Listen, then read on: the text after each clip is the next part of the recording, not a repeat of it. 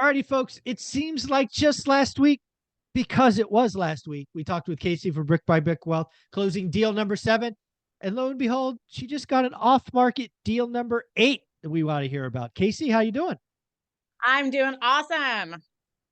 Awesome. Well, first and foremost, thank you for being a part of the Legends of Real Estate Investing yesterday. You kicked us off. You were the lead-off speaker. The audience loved you. So thank you for being a part of that. No, thank you so much for having me. I stayed for the whole time. It was great. Everyone was amazing. Awesome. Well, we will talk about that in video number 2. I want to hear about deal number 8. It was an off-market deal, not in the MLS. What the heck? I thought you just bought everything out of the MLS. What's going on? I know we did. We just closed on the seventh house not even a month ago. Yeah, actually it was March 30th. So it was really just a couple weeks ago we closed on that one. And so this one was kind of a surprise while we were in contract or in escrow, whatever, with the last one. I was in on a tour bus with my daughter's 6th grade band in Florida, and I got a text message from one of my tenants saying, "Hey, Casey, the lady next door, her name is Cindy. She wants to sell her house, and I told her she should call you." And I'm like, I remember Cindy. I was like, I talked to her a whole bunch when we were remodeling, that house that my tenant lives in. And she was outside painting her house, and she had just bought the property a year ago, and she was doing all this landscaping. So she was outside a lot, and we got to know her and talk to her. So my tenant told her to call me. So so I'm like, well, I better respond. I obviously can't this weekend talk to her because I'm going to Disney World for a band trip. But I was like, I better message her right away. So with screaming kids, I messaged her, so tired, and said, "Hey, I'm out of town for my daughter's thing, but can I call you on Monday?" So she said yes. Talked to her on Monday, and she's like, "You know what? I was going to sell. I'm not sure if I am. Can I get back to you?" I'm like, "Okay, fine."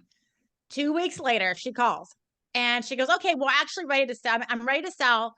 Um, you know, and I was like, "Well, tell me more." I'm thinking, most sellers, they want all this money for their property. So I'm not expecting the world. I'm like, yes, probably isn't going to work out. So I talked to her on the phone, and she's like, I want 176 for my property. And I'm like, Yay. okay, and you got more Yep. info, more news? Already, Yeah. this is good. Already, this is good because the house is literally next door to the house we bought in 2017. And at that time, we paid 120,000 for that house.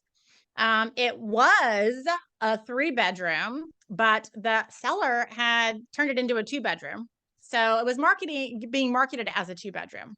And I'm like, this square footage is off. I know something's wrong with this. Like, it's supposed to be 3. So Blake and I put the wall back up for $400, instant equity, back to being a 3, 1.5.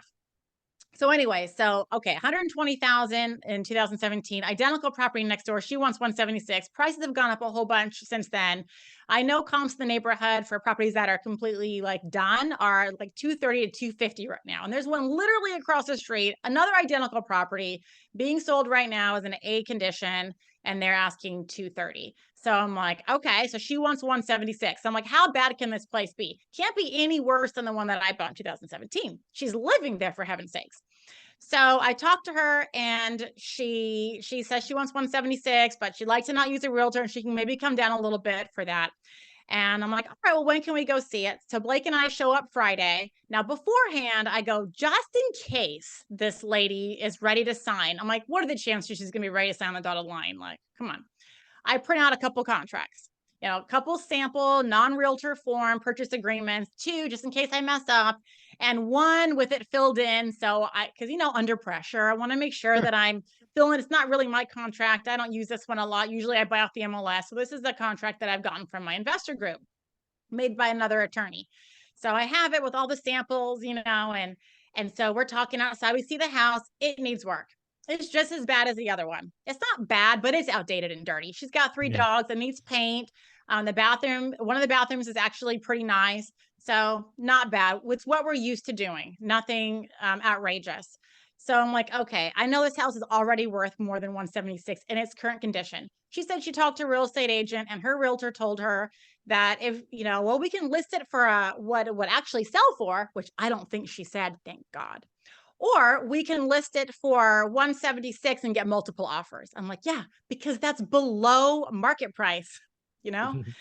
So she's like, so I want to sell for 176. And I was like, okay, well, without a realtor, like, what can you do? And so we settled on 170. And Nice. I'm like, all right. And so I was like, so Cindy, like, when are you going to be ready to like, actually sign on the dotted line, she's like, oh, I'm ready now. And I'm like, well, I just happened to bring contracts with me. They're in the car. So literally outside, because the inside of her house smelled like dogs. Outside on her trash can, which smelled great, we're signing the It smelled contract. better than the house. Yeah. I said, Blake, you should have taken a picture of me signing, with this lady. So I did my own selfie with her, which I haven't posted yet. But yeah, so I couldn't believe it. And Yeah. it's such a great deal. ARV is 230. We're getting it for 170. This does not need $60,000 worth of work. Yeah.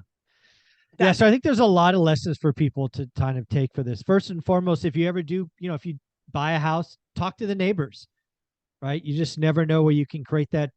Neighbors like to see the neighborhood get better, right? Which she was appreciative of when you took yours over. They remember stuff like that. Yep. I think you also, when you did one thing really well, you never said a number first, always had them That's give the right. number first, right? You just never know. And again, I keep telling people, right? The secret to real estate investing is consistency. You just never know. With consistent effort, you'll never know where deals come from. You've bought Yep. your first 7 out of the MLS, but because you're consistent, just the law of averages mean that you'll get deal flow from, like, you'll get a phone call probably sometime in the next couple of years from somebody in your network. It's like, hey, my mom or my sister or my brother.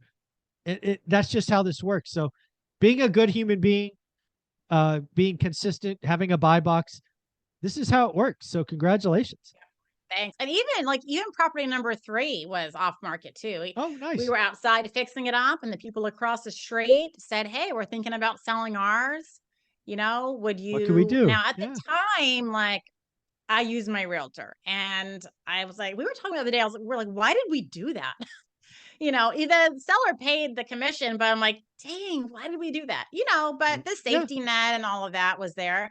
But yeah, I didn't do that this time. I'm like, here we Yeah. go, 2-page contract, hardly any blanks to fill in. Let's do Yeah. it. Yeah. Yeah. And And then you split the difference, right? She would normally have to pay 9 grand.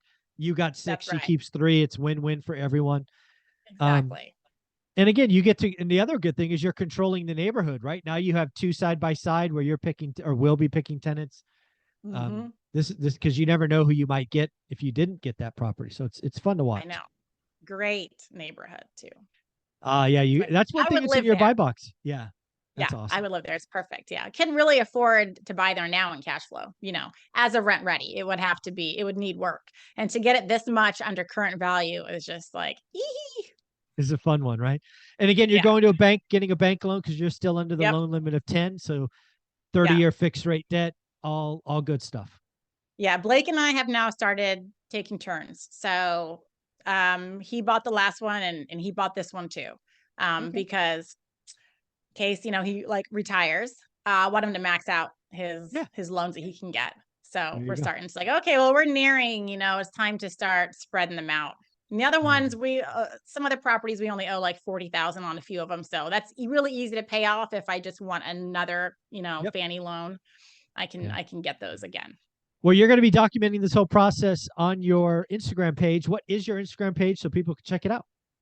It is Brick by Brick Wealth. Awesome. Do me a favor, folks. Follow her and tell her you came from one rental at a time so she knows her time with us is worthwhile. Thank you, Casey.